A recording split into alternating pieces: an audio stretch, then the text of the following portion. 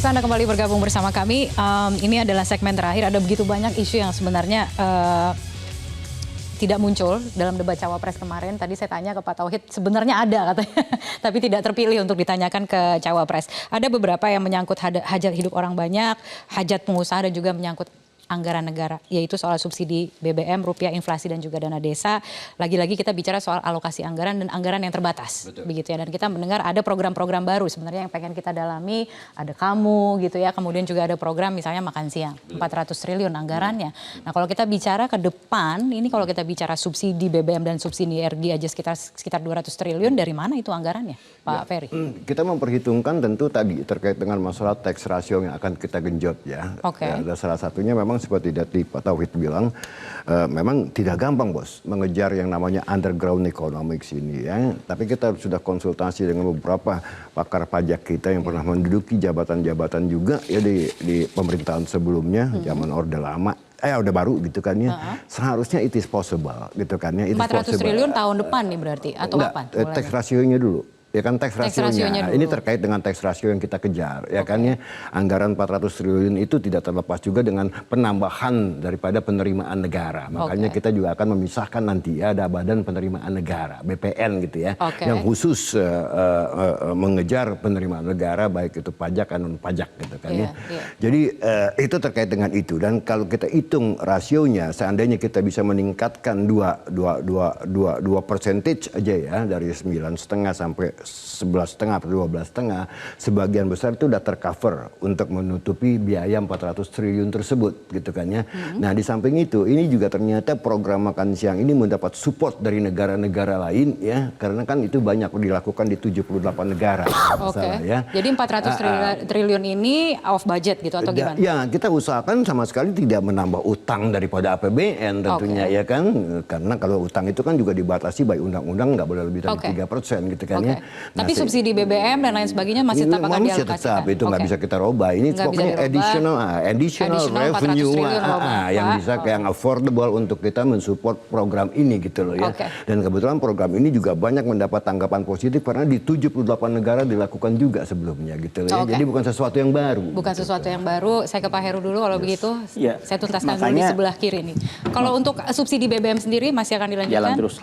Jalan terus. Oke, Pak Fadil dengan catatan? Enggak, makanya kita kan growth sampai pertumbuhan sampai 7%, ya kan?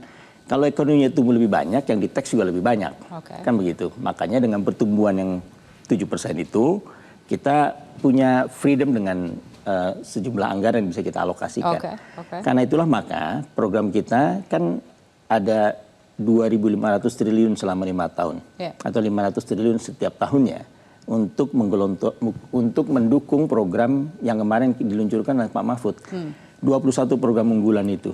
Satu persatu dijelaskan oleh Pak Mahfud, dan total nilainya sekitar 500 triliun per tahun. Ya. Nah, ini yang menurut saya perlu kita bahas gitu kan. Masing-masing paslon ini programnya apa? Programnya apa? Ya kan? Kemudian anggarannya berapa? Unggulannya apa berarti program? Ada 21. Satu persatu saya bacain boleh, tapi kan lama. Nanti kita bisa lihat, ada di website ya? Bisa kan? Bisa ya, nanti kita baca satu persatu, nanti kita akan coba kuliti satu persatu, tapi di lain kesempatan. Pak Fadil? Ya, kita juga mengetahui ya, harus ada additional revenue untuk bisa membiayai berbagai inisiatif yang kita akan lakukan itu. Gitu kan, kita secara lebih, karena ada istilah bansos plus gitu ya, itu program juga yang bansos katanya masih akan dilanjutin. Bansos plus gitu kan, kemudian juga ada program kamu ya kan, kemudian juga ada program desa itu 5 miliar per desa. Nah, kita kan udah 5 miliar desa itu nanti pada akhir tahun kelima itu seperti itu. Kita kan bertahap lah. Lagi-lagi tuh realita anggaran juga begitu ya, kan mendikte program-program yang dijanjikan gitu oleh masing-masing paslon. Karena kita mengetahui bahwa tambahan penerimaan pun tidak langsung bisa melonjak gitu kan. Dan kita sudah hitung bahwa kita kan sebenarnya itu efektif itu memiliki kontrol terhadap anggaran itu tahun 2025 kan, ya kan, karena tahun 2004 itu anggarannya masih disusun oleh pemerintahan yang sekarang kan gitu. Jadi 2005 itulah kemudian saat itu kemudian kita baru bisa mengetahui secara lebih detail bagaimana tambahan penerimaan itu terjadi. Tapi kita sudah mengetahui bahwa sekitar 250 triliunan lah untuk bisa membiayai berbagai inisiatif yang kita akan lakukan tersebut. Oke, baik, saya ke Pak Tauhid terakhir. Ini untuk catatan debat berikutnya Cawapres ya, karena kan itu masih terkait dengan tema ekonomi. Ada yang perlu diperbaiki? Ya, saya kira yang pertama adalah ya belajar dari yang sekarang ya, penggunaan istilah dan sebagainya mungkin akan dihindari. Yang kedua akan lebih ke konteks terhadap masalah yang dihadapi oleh masyarakat, itu akan jauh lebih punya dampak yang luar biasa, dan itu problem keseharian yang saya kira perlu diangkat begitu ya. Dan terakhir ya tentu saja harus ada rasionalitas apakah bisa dilakukan atau tidak begitu. Termasuk tadi saya juga pernah menulis gitu di satu harian, paling tinggi kita 11-12%, dan mohon maaf beberapa program bulan yang pernah disebutkan saya utak-atik ya dengan mandatory spending dan sebagainya, ada program lain yang harus hitung. Ini kayaknya agak berat gitu, semua bisa dibiayai gitu. Oh gitu. Karena dari semua semuanya. paslon, ya? Karena kan tadi asumsinya yang berbeda. Karena asumsi 7%.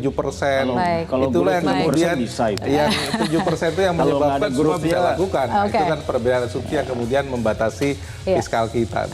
Oke. Baik, terima kasih sekali lagi Bapak-Bapak telah bergabung bersama kami di Economic Challenges. Kita sudahi dulu perbincangan kita pada malam hari ini. Dan pemirsa, demikianlah perbincangan dalam Economic Challenges. Saya Kandian Sutisnawinata. Sampai jumpa.